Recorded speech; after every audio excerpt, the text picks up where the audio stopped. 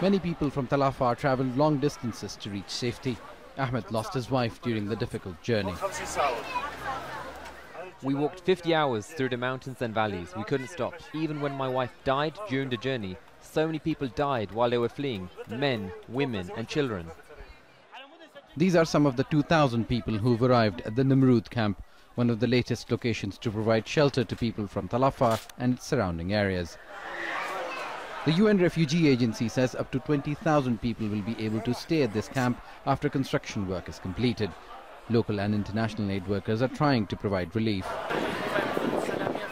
We're providing drinking water for the displaced people. We've received 80 families and we're expecting to receive more than 15,000 internally displaced people.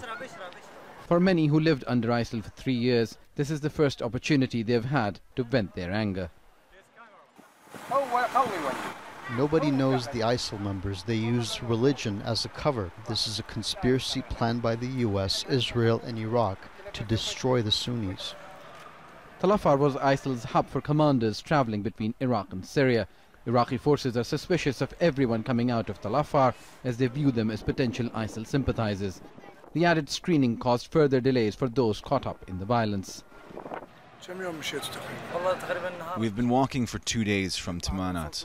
Then we arrived in Lazaga village, and from there we were received by the Iraqi army. They did security checks with us, and after that we came here. There wasn't much food or medicine left in Tal Afar. Shia militias or popular mobilization units besieged the city for months to sever ISIL supply routes. We are receiving and treating different kinds of patients here. Critical cases requiring surgical operations will be sent to the Advanced Medical Center.